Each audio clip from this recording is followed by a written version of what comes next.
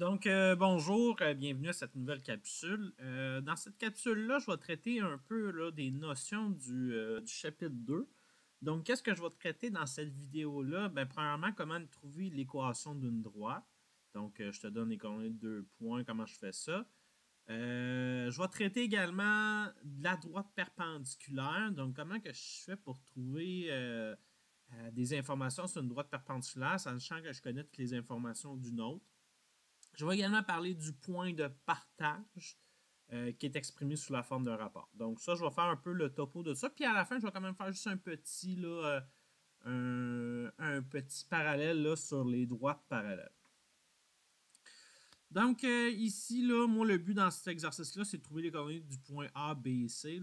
L'angle, je m'en fous. Là, je veux juste vraiment m'attarder à ça. Donc, j'ai la droite qui est ED. Je connais ses coordonnées. Je connais les coordonnées des 2 points. Donc, avec ça, je vais être capable de trouver l'équation de cette droite-là. Donc, je vous rappelle, c'est une partielle. Donc, A est égal à delta Y sur delta X. C'est la première chose à trouver. Donc, Y2 moins Y1 sur X2 moins X1.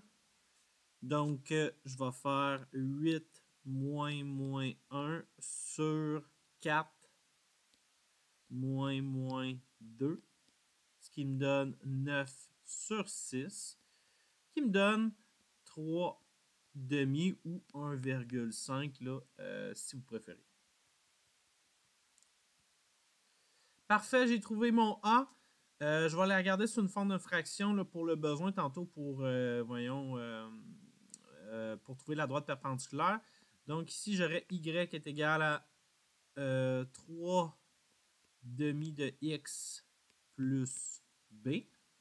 Puis je vous rappelle, pour trouver le B, on prend les coordonnées d'un point et on les remplace dans notre formule. Donc moi ici, je pourrais prendre les coordonnées du point D. Donc je remplace mon Y par 8. Je remplace mon X par 4. Puis après, je fais le calcul. Donc 8 ici est égal à 3 fois 4, 12. Donc 12 demi plus B. 8 est égal à 6 plus B. Puis après, je fais moins 6. B vaut 2. Donc, la règle de ma fonction, c'est 3 demi de X plus 2. Ça, c'est la règle de ma fonction. La règle de ma fonction qui passe par les points ED. Moi, je veux trouver le point A. Ben, le point A, lui, il y a quelque chose de spécial. C'est qu'il est situé sur l'axe des X. Qu'est-ce que ça implique?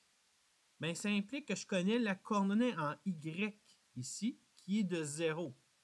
Moi, je cherche celle qui est en X.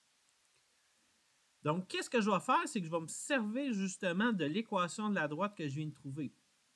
Je connais le Y, je cherche X. Ben, tout simplement, ce que je vais faire, c'est que je vais remplacer mon f de X par 0. Puis je vais chercher mon X. Donc, je fais moins 2 de chaque côté. J'ai moins 2 est égal à 3 demi X. Je fais x2 pour me débarrasser du dénominateur ici. Donc, moins 4 est égal à 3x. Puis après, je divise par 3. Donc, je trouve que, que la coordonnée en x du point A est égale à moins 4 tiers.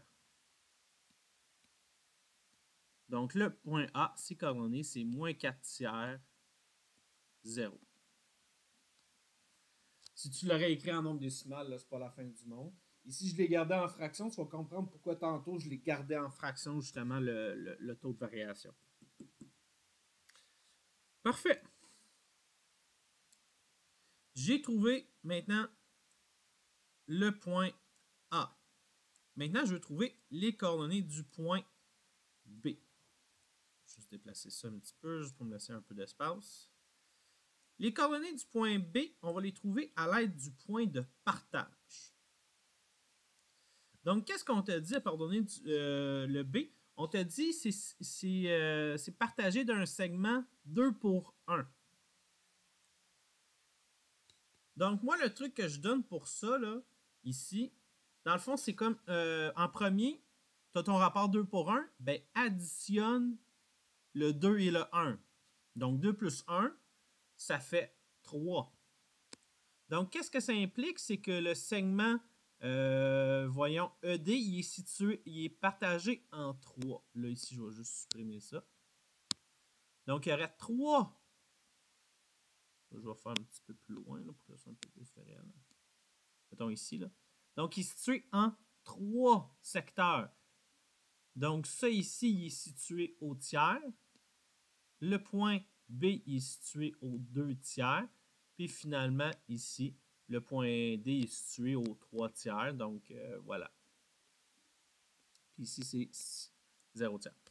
Donc, un point de partage, moi, c'est le truc que je donne. Tu additionnes tes deux nombres, ça donne 3. Ça veut dire que ton segment il est divisé en 3. Donc, c'est des tiers. Donc, qu'est-ce que ça implique? Bien, ça implique que le segment B, il est situé aux 2 tiers du segment ED. Donc, le point de partage, on va le trouver en effectuant la formule suivante. Donc, pour la coordonnée en X, tu prends ton X initial, le X0. Puis, ouais, juste un instant. Là. Juste, voyons.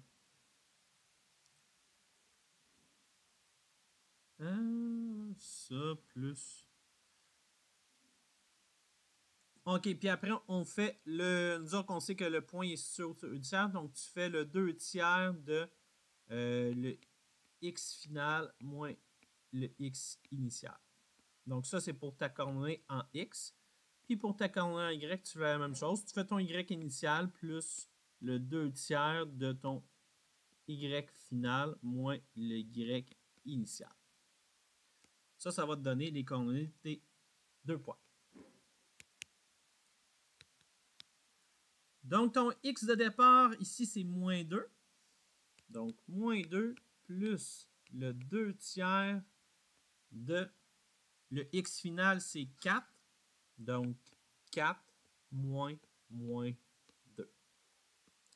Ça va me donner la coordonnée en X.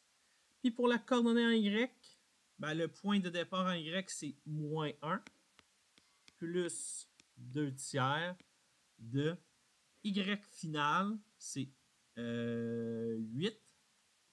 Donc, 8 moins 1. Puis ça va me donner la coordonnée en Y. Je vais me dépêcher parce que j'ai comme un update là, qui s'en vient dans 5 minutes. Donc, point de partage, c'est égal à moins 2 plus le 2 tiers de 6. Puis pour en Y, ben, ça va être moins 1 plus le 2 tiers de 9. Je vais aller un petit peu vite parce que, comme je vous dis, j'ai une update pour mon ordinateur qui va être comme dans 4 minutes. Donc, je ne veux pas perdre l'explication. Donc, si je fais le calcul, moins 2 plus le 2 tiers, c'est 2 tiers de 6, c'est 4. Là. Donc, ça ici, ça va donner 2.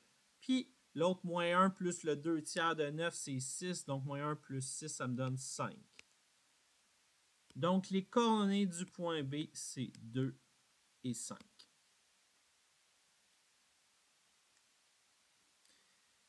Parfait. Maintenant, on en vient à la droite perpendiculaire. Comme je dis, j'accélère un petit peu le rythme. Donc, la droite perpendiculaire, on sait que c'est une équation du genre Y est égal à AX plus B. Pour trouver le taux de variation, qu'est-ce que tu vas faire? Pour n'importe quelle droite perpendiculaire, tu prends le taux de variation de ta première. La première chose que tu fais, tu inverses le numérateur et le dénominateur, ce qui donne 2 tiers. Puis ensuite, tu viens changer le signe. Ici, c'est positif. Bien là, ça va devenir négatif. Donc, le positif devient négatif. Donc, ça, c'est le taux de variation de ma deuxième fonction. Donc, je sais que y est égal à moins 2 tiers de x plus b. Donc, droite perpendiculaire, je répète, tu as ton nombre, tu inverses le numérateur et le dénominateur, et puis ensuite, là, tu changes de symbole. Puis là, après, ben, si on veut trouver l'équation de la droite, ben, on connaît le point B. Donc, je remplace 5 ici. Puis là, après, j'aurai moins 2 tiers fois 2 plus B. Je fais ça rapidement. Moins 4 tiers plus B. Bon, là, je vais vous éviter là, plus 4 tiers. Là, ça va me donner fois 3 fois 3, 15. Ça va me donner 19 tiers. Le B vaut 19 tiers. Bon. Puis après, là, en tout cas, pour trouver le X, le point C, là, ça revient à peu près à la même affaire que tantôt. Là. Juste une petite parenthèse. Les droites parallèles, les droites parallèles, qu'est-ce qu'ils ont de spécial? C'est que le taux de variation est le même. Donc, supposons que je t'avais dit que tu avais deux droites parallèles. Ben, le deuxième taux de variation serait 3,5. Donc, j'espère que cette petite vidéo-là vous a aidé un peu là, sur comment trouver l'équation d'une droite, comment trouver des points sur une droite, aussi sur les droites perpendiculaires et un peu sur le point de partage. Donc, voilà ce qui conclut cette capsule sur le chapitre 2.